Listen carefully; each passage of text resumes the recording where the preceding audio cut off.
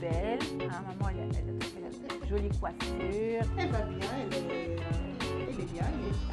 Donc vous dites que c'est une renaissance, oui. Une autre naissance en fait. Hein. Oui. Oui. Bon. En fait, l'angoisse, elle est toujours là. Ouais. Mais en fait, je peux dire que je suis mieux. J'étais déprimée en fait. J'avais la dépression. Et quand j'ai rencontré l'empathie, j'ai commencé à parler doucement, en fait, petit à petit. Et j'ai trouvé la bonne oreille en fait.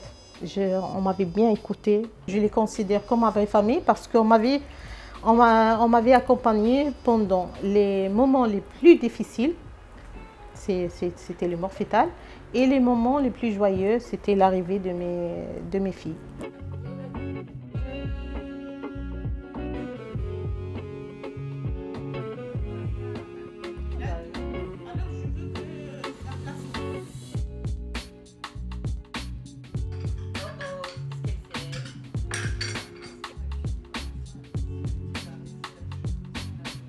Même si elles sont bien entourées, hein, on ne peut pas, les mamans ne peuvent pas tout dire ce qu'elles ressentent et ce qu'elles pensent. Hein. La culpabilité, hein, donc, est extrêmement présente. Hein. Il n'y a pas une maman qui ne se dit pas mais qu'est-ce que j'ai fait, qu'est-ce que j'ai pas fait. Peut-être j'ai trop travaillé, peut-être je me suis trop fatiguée, il y a quelque chose qui ne va pas en moi. Être compris, ça n'a rien d'évident hein, pour ces mamans, puisque l'entourage, au sens large, n'est pas toujours compréhensif.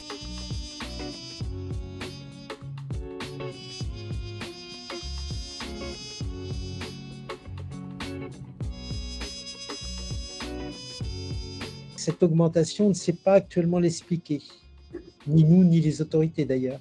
Ce qui veut dire que personne ne suivait ça attentivement sur les dernières années. Là, c'est un dénombrement de décès, hein, mais maintenant, il faut retourner au dossier, et comme c'est beaucoup de dossiers, c'est complètement complexe à faire, pour essayer de comprendre qu'est-ce qui était évitable, qu'est-ce qui n'était pas évitable.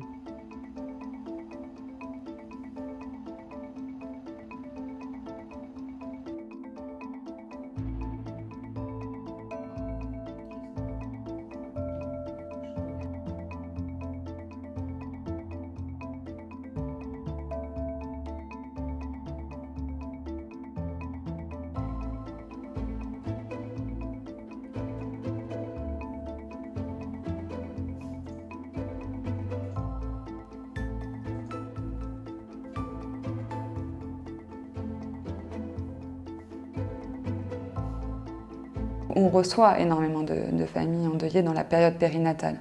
Depuis 1999, quand on a ouvert cet accompagnement, on augmente nos partenariats et donc on a de plus en plus de familles qui nous sont orientées. L'accompagnement des familles endeuillées a pour objectif d'éviter, de prévenir les effets délétères de la perte d'un enfant. On accompagne à la fois les parents, mais aussi la fratrie, et on accompagne la grossesse qui suit.